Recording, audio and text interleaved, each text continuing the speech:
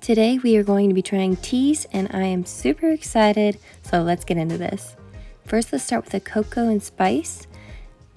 I'm using some hot water from my teapot and my French press. I just figured this was the easiest way to do this. You can do it any way you like, but I put the whole little packet in there. It's about 3 tablespoons worth. And then I filled it up and I'm going to put the top on and let this sit for about 5 to 10 minutes. And while it's brewing, I'm going to make the frothed milk for the latte part. You can use any kind of milk. I like whole milk. I'm just obsessed with it. But coconut milk does good. Oat milk. Cashew milk is actually probably the best in my opinion.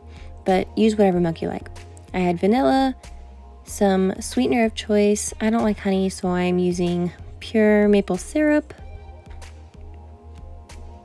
And then I am frothing this up.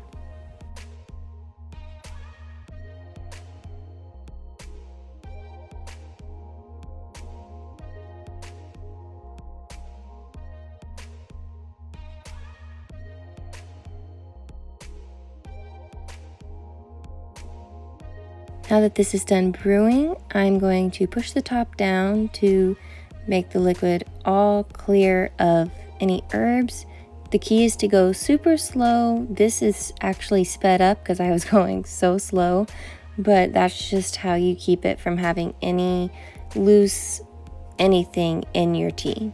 And that's the same way you do with coffee so that you don't get coffee grounds in your coffee.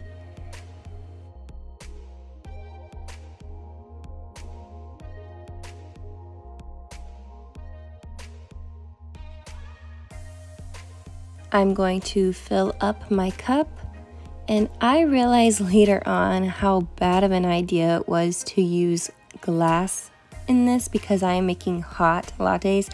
I did not pour this over ice to make it cold. This glass gets very hot. I pour my frothed milk into it, and this tastes so good. It tastes like a light coffee with a hint of chocolate. Loved it. Next, we're going to do the blackberry tea. And again, just going to repeat the process.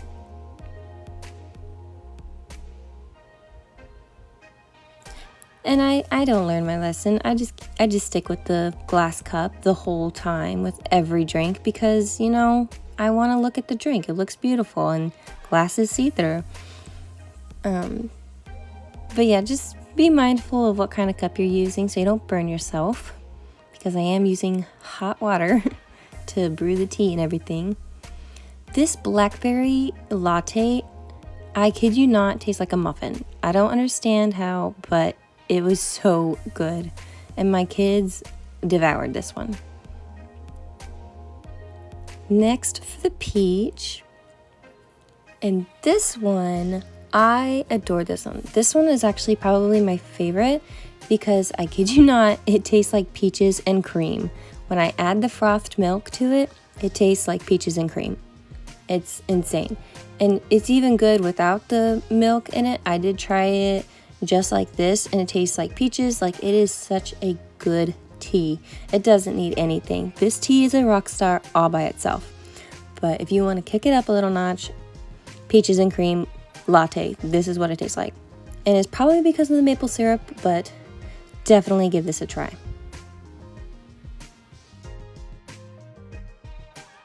Next, we are going to do the elderberry spice tea. I'm going to do this tea a little bit different. I'm going to do 3 tablespoons into my French press, and that part will all be the same. I'm going to let it steep a little bit longer in the hot water though, since it is elderberry. So I do let this sit the full 10 minutes before I use it. And then for the latte part, I use my elderberry syrup that I made from my elderberry syrup kit. And I use this instead of any sweetener or anything else. So I add that, which is about a tablespoon worth almost. And then some milk, about half a cup. And this is a beautiful purple. I love my vanilla. I'm obsessed with it. So of course I add that. But I blend this up and it is so pretty. Just watch what happens. I know it kind of looks a little gray right here, but once I add it to the elderberry tea, which looks a little purple itself, just you'll see the magic. Just trust me here. This tea tastes so good. If you don't like taking the little elderberry syrup shots or whatever, take it like this, 100%. And just look at how this beautiful lavender tea, it is like gorgeous color. It looks like lavender. It tastes amazing. 10 out of 10. Next, for the pregnancy tea, I love this tea. This tea saved me so much because I was suffering an allergy flare-up from my cats, because even though I'm allergic to him, I am not giving him up. But if he gets too close to my face, I can have a really bad allergy day. So I took the golden milk mix and I made it into cold foam. So what you want to do though is add some hot water to this, just a little bit, and let this bloom. What this does, it makes it not so powdery and not so gritty. And you can also sift your powder into your cup beforehand and then whisk this, and this is gonna make it nice and a smooth drink.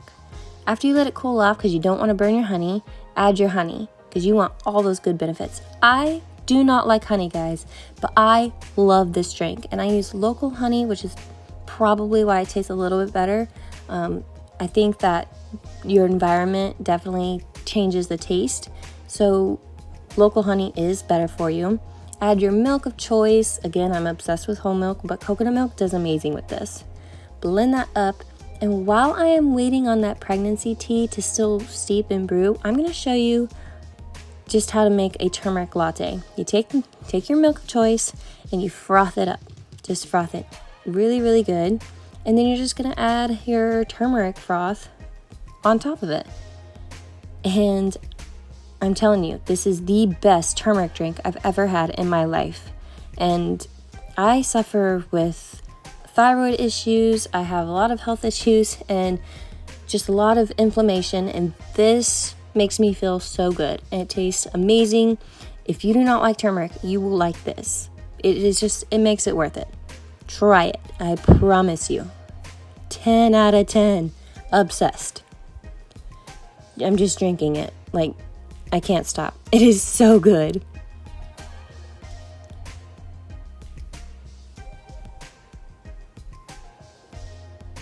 Now to go back to the pregnancy tea, which is good for even if you're not pregnant. I used it for my allergies. It is so good. And you just add your froth on top. I've made some more of the turmeric froth, and this is what I drank to help my allergy flare up, and it was just so good. Sorry this was such a long video, but I think it was 100% worth it. All these teas are amazing. Definitely give them a try.